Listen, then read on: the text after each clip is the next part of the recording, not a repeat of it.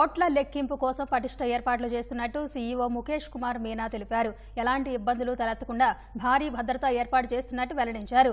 June 4న ఓట్ల లెక్కింపు నేపథ్యంలో క్షేత్రస్థాయి పర్యటనలు చేస్తున్న ఆయన స్థానిక అధికారులతో కలిసి నాగార్జున వర్సిటీలోని స్ట్రాంగ్ రూములను చూశారు. భద్రతా చర్యలను పరిశీలించారు.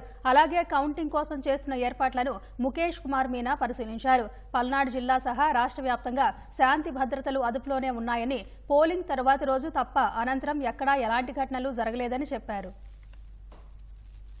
కౌంటింగ్ మనం పోలింగ్ రోజు తర్వాత కొన్ని చోట్ల జరిగిన వైలెన్స్ దృష్టిలో పెట్టుకొని ఎలక్షన్ కమిషన్ ఆల్రెడీ దీనిపైన స్టేట్ గవర్నమెంట్కి ఇన్స్ట్రక్షన్ ఇవ్వడం జరిగింది. అంటే సుమారుగా 20 కంపెనీస్ని కౌంటింగ్ డే తర్వాత 15 రోజు వరకు స్టేట్కి ఇవ్వడం జరిగింది. దీని తర్వాత ఇప్పుడు పోలీస్ తరఫు నుంచి డీజీపీ గారి సూపర్విజన్లో ప్రతి జిల్లాలో సెన్సిటివ్ ప్లేసెస్ ఎన్ని ఉన్నాయి, సెన్సిటివ్ కాన్స్టిట్యున్సీస్ ఏమున్నాయి అన్ని ఐడెంటిఫై చేసేసి అక్కడ ట్రబుల్ ఎవరు చేయొచ్చు వాళ్ళ మీద ఏం యాక్షన్ తీసుకోవాలి, పికెట్స్ మొత్తం రాష్ట్రంలో పెట్టడం జరుగుతుంది.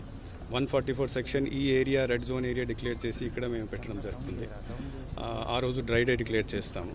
తర్వాత 144 అయితే నెక్స్ట్ డే ఏ రోజు ఎంతవరకు అవసరం ఉంటే ఎక్స్టెండ్ కూడా చేయడం జరుగుతుంది. పల్నాడులో ఒక రోజు అంటే next day polling day next day వరకు కొద్దిగా ప్రాబ్లమ్స్ ఉండేది.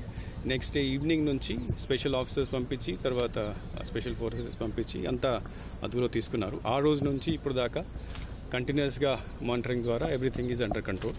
దీని తర్వాత వైలెన్స్ ఇన్సిడెంట్ కూడా అక్కడ ఏం జరగలేదు, మిగతా రాష్ట్రంలో కూడా జరగలేదు. ఆ పరిస్థితి పూర్తిగా కంట్రోల్లో ఉంది.